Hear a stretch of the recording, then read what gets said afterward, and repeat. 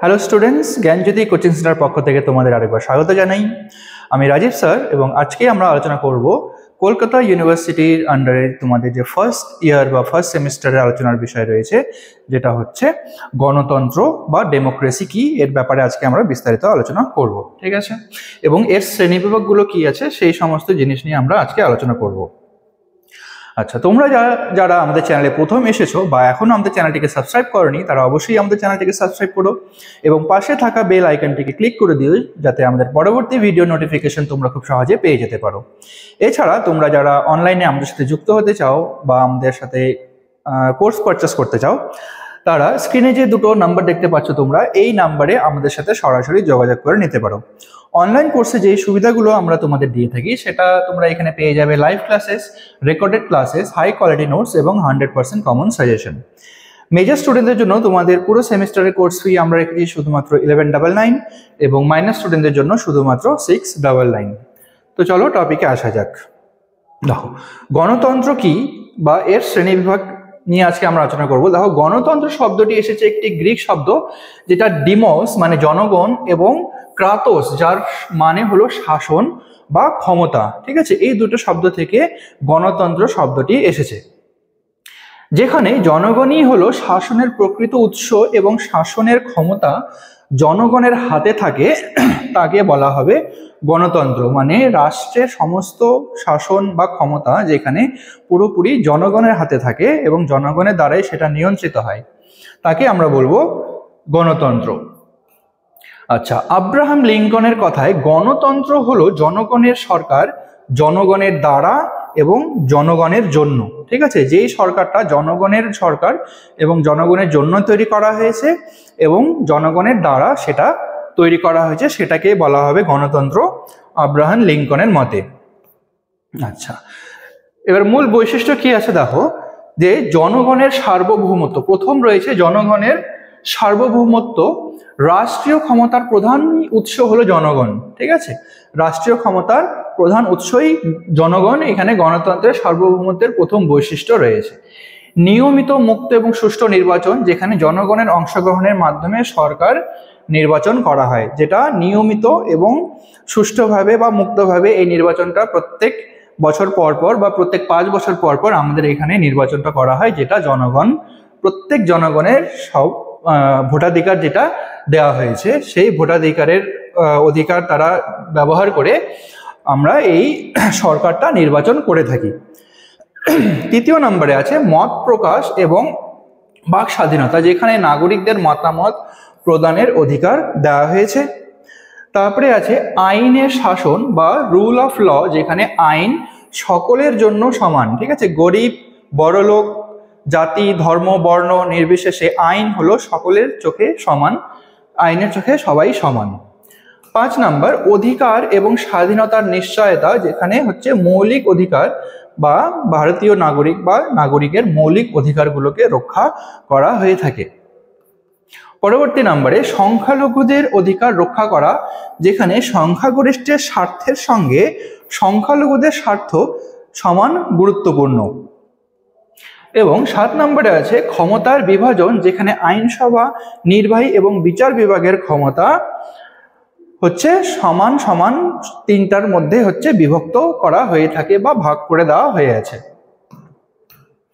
আচ্ছা, এবার ডেভিড হেল্ডের যে গণতন্ত্রের শ্রেণীবিভাগ, এই ব্যাপারে আমরা এবার আলোচনা করে নেব। দেখো, তিনি রাজনৈতিক তাত্ত্বিক ডেভিড হেয়ার তার বিখ্যাত গ্রন্থ মডেলস অফ ডেমোক্রেসি, ঠিক আছে, মডেলস অফ ডেমোক্রেসিতে বলেছেন যে বিভিন্ন মডেলে শ্রেণীবদ্ধ করেছেন। সবচেয়ে গুরুত্বপূর্ণ যে শ্রেণী বিভাগগুলো হলো সেটা এখন আমরা নিচে আলোচনা করব। তো প্রথম যে শ্রেণী বিভাগটা তিনি করেছিলেন সেটা হচ্ছে ক্লাসিক্যাল ডেমোক্রেসি, প্রাচীন বা ক্লাসিক্যাল গণতন্ত্র।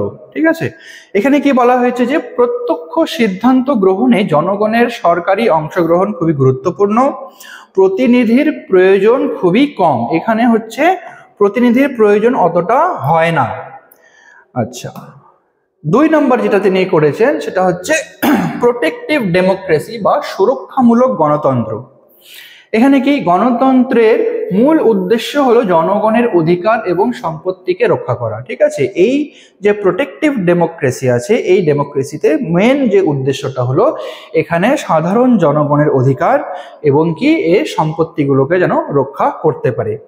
দ্বিতীয় নাম্বার বলা হয়েছে সরকারকে নিয়ন্ত্রণে রাখার জন্য প্রতিযোগিতামূলক নির্বাচন এবং সাংবিধানিক সীমাবদ্ধতাও এখানে ব্যবহার করা হয়ে থাকে। যেন একটা যদি সরকার সারাক্ষণ যদি ক্ষমতায় থাকে তাহলে সেই সরকার স্বৈরাচারে পরিণত হতে পারে।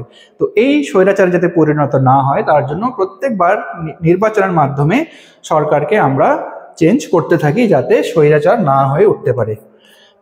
নেক্সটে আছে হলো 3 নম্বরে, যেটা ডেভেলপমেন্ট ডেমোক্রেসি বা উন্নয়নমূলক গণতন্ত্র।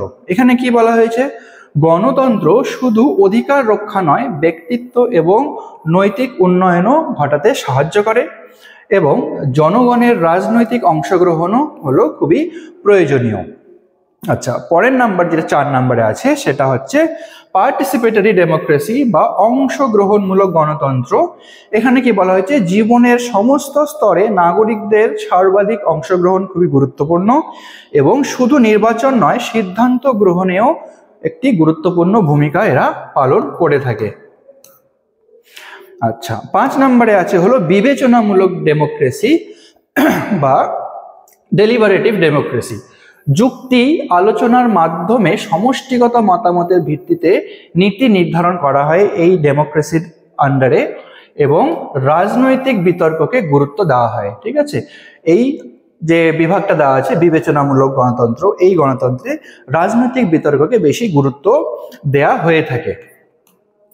6 নম্বরে আছে লিবারাল ডেমোক্রেসি বা উদার গণতন্ত্র। এখানে কি প্রতিনিধিত্বমূলক সরকার থাকে এবং ব্যক্তি স্বাধীনতা, রাজার অর্থনীতি এবং সাংবিধানিক অধিকার রক্ষা করার কথা এই ডেমোক্রেসিতে বলা হয়েছে।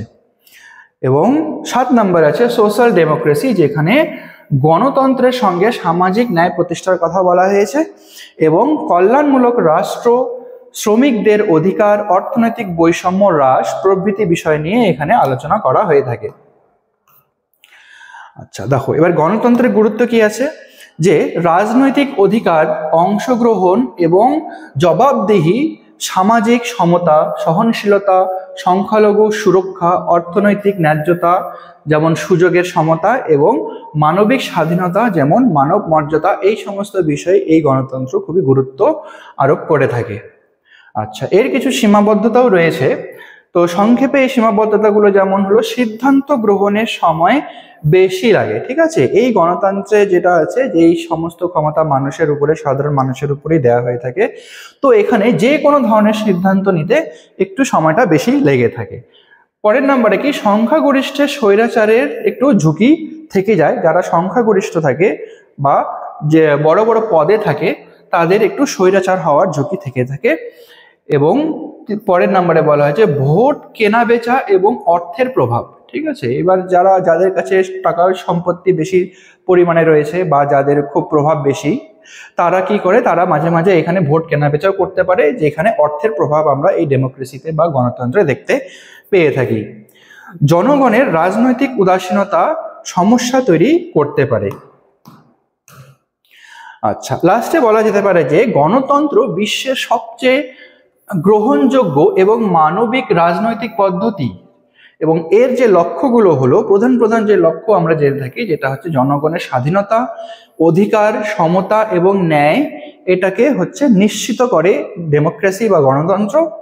ডেভিড হেলের শ্রেণীবিভাগ দেখায় যে গণতন্ত্র কোনো একরকম নয়, বিভিন্ন সমাজ, সময় এবং রাজনৈতিক দর্শনের ভিত্তিতে এর বিভিন্ন রূপ রয়েছে, কিন্তু প্রতিটি রূপের মূল ভিত্তি হলো একই, যেটা হচ্ছে জনগণই হলো রাষ্ট্রীয় ক্ষমতার কেন্দ্রবিন্দু। ঠিক আছে, তো আজকের আলোচনার বিষয়টা এতটাই ছিল। আশা করি ভিডিওটা তোমাদের ভালো লেগেছে। যদি ভালো লেগে থাকে তাহলে অবশ্যই ভিডিওতে লাইক এবং কমেন্ট করো। দেখা হবে পরবর্তী ভিডিওতে। ততক্ষণ পর্যন্ত ভালো থেকো, সুস্থ থেকো।